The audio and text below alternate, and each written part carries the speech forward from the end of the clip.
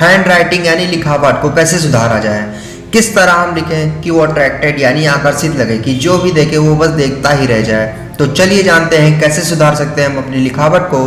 तो लिखावट को सुधारने के लिए हमें आपको सबसे पहले तो दिमाग में ये बात जान लेना है कि लिखावट को एक दिन में नहीं सुधारा जा सकता है।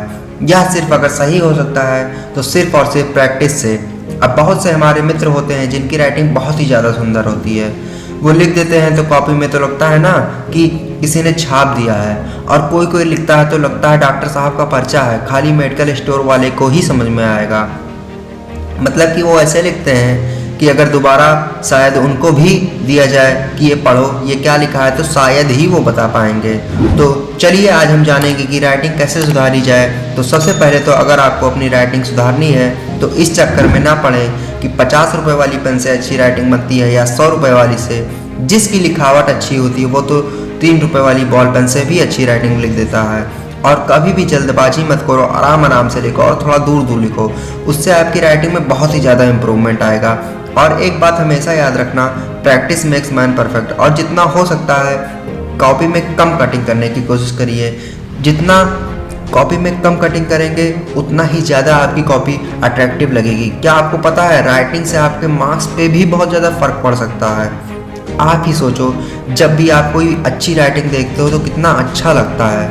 वैसे ही सेम जब एग्जामिनर सारी कॉपियाँ चेक कर रहा होता है और जब उसके सामने एक बहुत ही अच्छी राइटिंग में लिखी कॉपी उसके सामने आती है तो उसका तुरंत ही मूड अच्छा हो जाता है और वो और बच्चों के बजाय उसको ज़्यादा मार्क्स देता है। ज़्यादा नहीं, बस अगर आप सिर्फ रोज़ एक ही पेज लिख करके प्रैक्टिस करते हो ना और उसमें अपना 110% देते हो, फिर आपकी हैंड राइटिंग को इम्प्रूव होने से कोई भी नहीं रोक सकता।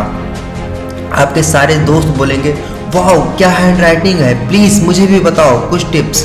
तो आप उसे ना मेरी ये वीडियो सजेस्ट करना। और एक बात हमेशा याद रखिएगा कि जैसा हम सोचते हैं दिमाग में वैसा ही रियलिटी में होता है। इट मीन्स अगर आप सोचेंगे कि मेरी राइटिंग इम्प्रूवमेंट हो रहा है तो सच में आपकी राइटिंग में इम्प्रूवमेंट होगा, तो वो उसमें चेंजेस आएगा ही आएगा। और बहुत से बच्चे होते हैं जो ऐसे लिखते हैं कि मानो कोई ट्रेन छूट रही हो। अरे भाई आराम से लिखो, क्या फ़ायदा ऐसे लिखने का कि एग्जामिनर समझ ही ना पाए। अगर आप जितनी भी देर पढ़ाई कर सकते हो उसमें से सिर्फ कुछ समय, अगर आप रोज़ सिर्फ आधा घंटा ही प्रैक्टिस करते हो तो आपकी राइटिंग को इम्प्रूव होने से कोई नहीं रोक सकता। और हो सके तो कॉपी लिखते समय जेल पेन का ना ही यूज़ करें तो ज़्यादा बेहतर होगा, क्योंकि जेल पेन से इंक बहुत ज़्यादा फैलता है। बाकी आपकी जिस भी पेन से आपको कंफर्ट हो आप उसी से लिखो। ये नहीं कि मेरे दोस्त की राइटिंग बहुत अच्छी है वो जेल से लिखता है तो मैं भी लिखूँगा, ऐसा नहीं होना चाहिए। आपको जिसमें कंफर्ट हो आप उससे लिखो।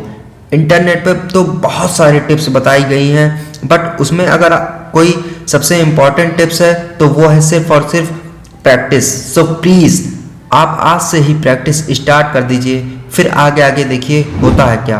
बाकी आप सब लोगों को एग्जाम्स आ रहे हैं तो प्रैक्टिस स्टार्ट कर दीजिए। Best of luck guys, please like share and subscribe my channel. Thank you.